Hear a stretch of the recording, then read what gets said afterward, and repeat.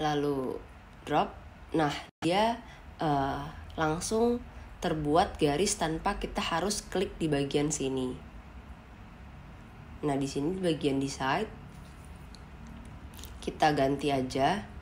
Misalkan di sini pilih station QC, pilih QC station. Nah, untuk persentase true-nya 50%. Oke. Nah, kalau misalkan udah di sini kita masukkan lagi proses QC-nya.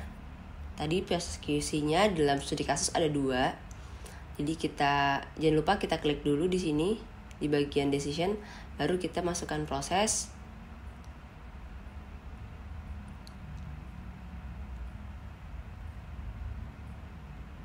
Nah, proses ini kita ganti sama seperti proses sebelumnya, kita melakukan setting. Ini kita ganti jadi QC station 1. Lalu di sini untuk actionnya kita ganti says delay release juga. Dan untuk bagian resource itu karena si QC station ini pasti dilakukan oleh seseorang, jadi kita bisa tambahkan, terus kita ganti jadi checker. Nah, di sini untuk units to says or release-nya juga 1. Jadi dalam QC ini ada 1 checker seperti itu. Lalu kita oke. Nah, lalu kita selanjutnya kita melakukan adjustment pada delay type. Nah, di sini dalam studi kasus sudah tertera kalau misalkan si QC station ini itu terdistribusi normal. Nah, dengan value min-nya itu sebesar 3,5 menit. Sementara untuk standar deviasinya itu sebesar 1,5 menit. Nah, untuk unitsnya sendiri ini masih hours, kita ganti ke minutes, jangan lupa. Kalau misalkan sudah, kita klik OK. Nah, dia akan muncul QC station 1 di sini. Lalu kita akan menambahkan QC station 2. Kita klik dulu si bagian QC station biar nanti langsung ada garis connect-nya sendiri. Lalu kita pilih proses. Kita drop. Kita rapihin misalkan di sini. Nah, kita setting lagi. Kita ganti jadi QC station 2. Nah, untuk logiknya diganti sama jadi says delay release. Nah, di sini kita sama yang menambahkan resources karena dalam proses quality itu ada seorang checker yang melakukan prosesnya. Nah, di sini units to says or release-nya 1 udah benar. Di sini kita tulis checker 2 karena ini QC station 2. Oke. Nah, di sini untuk delay type-nya itu kita bisa ganti menjadi normal. Nah, untuk value min-nya kita bisa lihat di soal kalau misalkan dia yang kedua adalah 4 menit value min-nya dengan standard deviation-nya sebesar 1,3. Nah, kalau misalkan sudah di sini kita bisa klik OK. Nah, lalu di sini kita terakhir jika prosesnya sudah selesai, kita menggunakan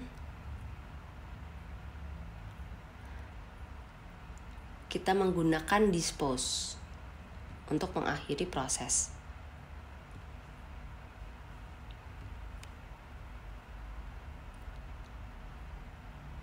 Nah, sudah di sini. Lalu kita menggunakan connect. Di sini kita connect. Sebentar. Di sini kita connect. Nih, jangan lupa kita mau connect itu ada, kita pastiin sudah terselect dengan apa yang mau kita connect di sini. Ada kotaknya, kita klik, lalu kita klik lagi, terus kita klik connect lagi, lalu kita klik lagi dan arahin ke sini. Oke, kalau misalkan sudah seperti ini, oh ya, jangan lupa yang dispose-nya kita ganti juga di sini. Terakhir kita tulis part selesai. Dan di sini untuk dispose itu settingannya nama, lalu kita oke aja. Nah, untuk prosesnya sendiri sudah selesai seperti ini. Nah, tapi ini kita perlu melakukan setting berapa lama dia akan melakukan simulasinya. Nah, untuk melakukan setting tersebut, kita bisa ke bagian sini.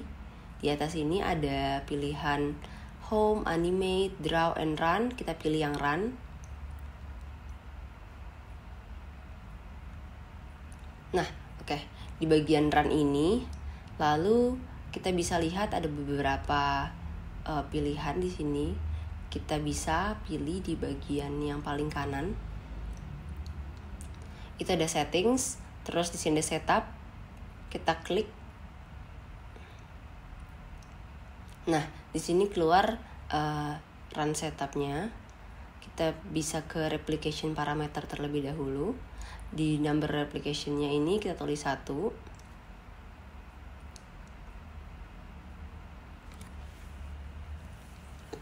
Nah, lalu di sini kita ganti replication length-nya. Jadi berapa lama gitu dia melakukan replikasinya. Ini kita ganti sesuai dengan di studi kasus. Di studi kasus itu bahwasannya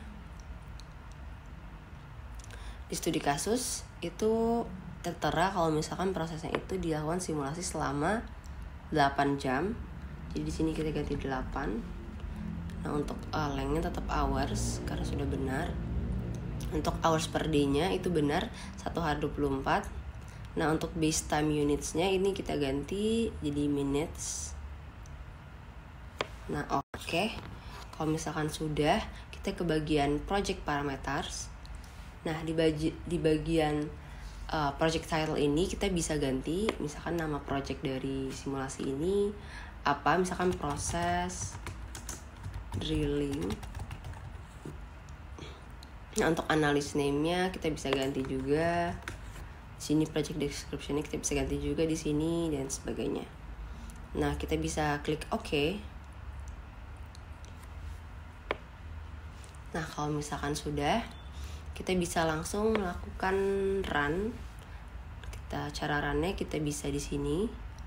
Kita bisa klik langsung di sini ataupun kita bisa klik pada keyboard F5.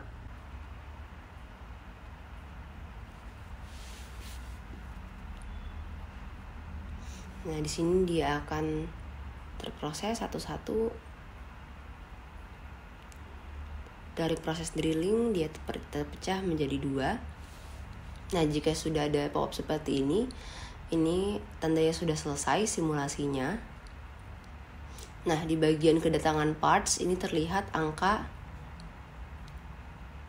Nah, di sini kalau kita zoom terlihat angka 45. Jadi ada 45 parts yang datang dalam 8 jam tersebut. Lalu dilakukan proses drilling di sini 0, berarti semuanya sudah selesai melewati proses drilling dalam 8 jam. Lalu di bagian pilih QC station itu ada 25 orang yang ada di QC station pertama dan juga ada 20 orang yang melakukan QC station kedua. Seperti itu. Lalu di sini part akan selesai. Nah, di sini selesainya itu angkanya 44. Padahal di sini kedatangan parts-nya itu 45. Itu kenapa? Karena di sini bisa dilihat di bagian QC station kedua itu masih ada satu parts yang lagi diproses QC. Seperti itu. Makanya bagian parts ini hanya 44 yang selesai. Oke, Sekian penjelasan dari saya terkait arena simulasi. Terima kasih.